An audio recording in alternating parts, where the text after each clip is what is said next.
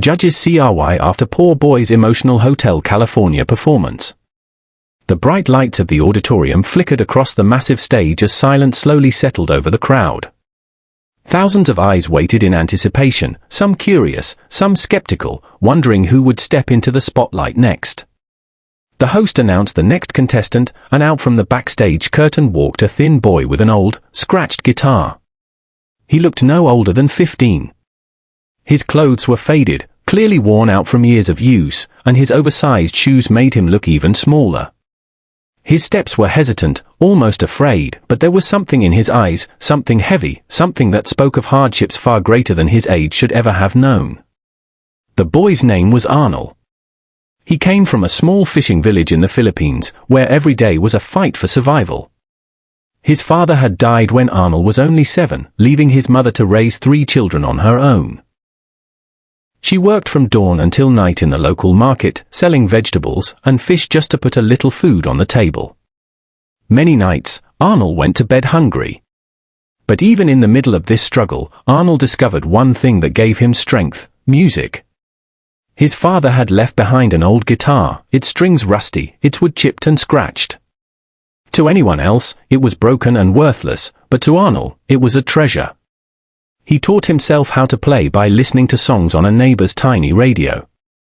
And when the nights grew too heavy, when the hunger and loneliness pressed against his chest, Arnold would sit by the shore, strumming the guitar, letting his voice carry his pain into the waves. For years, he sang in silence, believing his gift belonged only to the ocean breeze. But one day, a local community leader came to their village and announced auditions for a big television talent show in the city. Arnold's friends immediately begged him to go, saying his voice was unlike anything they had ever heard. But Arnold shook his head. He had no proper clothes, no money to travel, and no belief that someone like him, a poor boy from a forgotten village, could ever belong on a stage that grand. That night, as he sat quietly with his guitar, his mother came beside him. Her hands were rough from years of labor, her face lined with worry, but her eyes were warm. She placed her hand on his shoulder and whispered, "Your voice is a gift, Arnold. It was given to you for a reason. Don't bury it. Show the world who you are."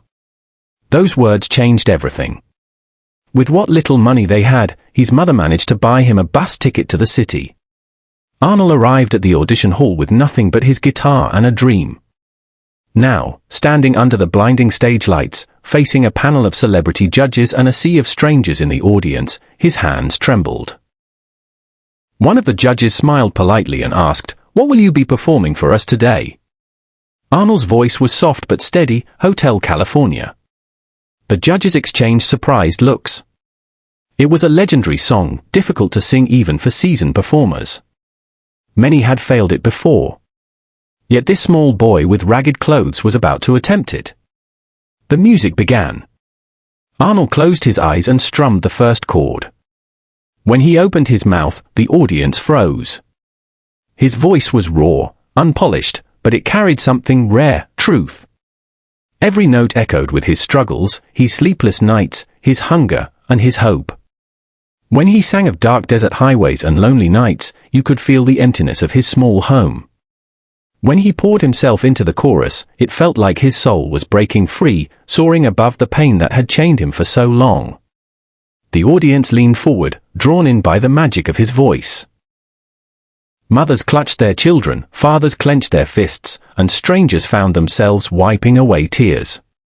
Even the judges, who had heard thousands of performers over the years, were transfixed. By the second verse, Arnold's voice cracked slightly, but instead of weakness, it only added more power.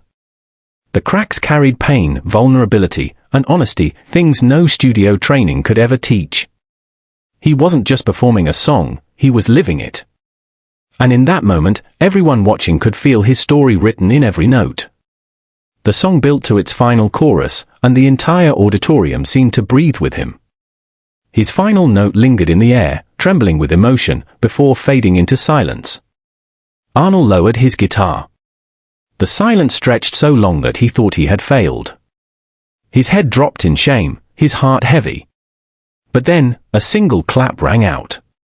Then another.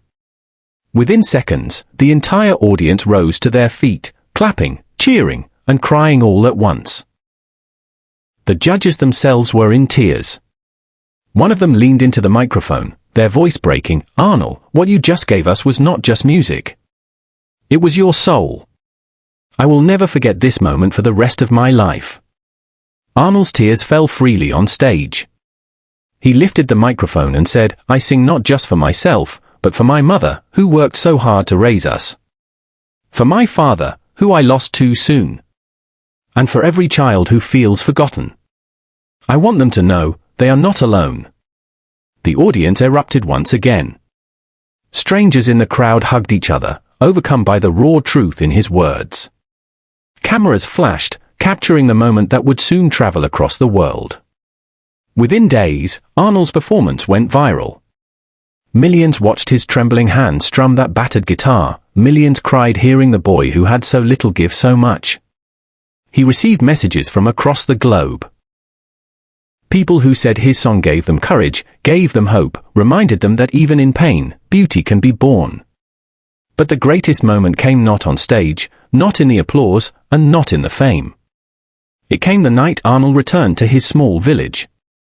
As he stepped off the bus, guitar in hand, his mother was waiting for him at the roadside. She ran to him, tears streaming, and wrapped him in her arms. "You did it, son," she whispered. "You showed them your heart." For the first time in years, Arnold felt truly alive. He hadn't just sung a song. He had told his story. And in doing so, he had told the story of countless others like him, children born into struggle, but filled with dreams the world needed to hear. The message of Arnold's journey was clear: greatness isn't about wealth, fame, or perfection. True greatness is found in the courage to stand before the world, broken but unafraid, and to sing your truth.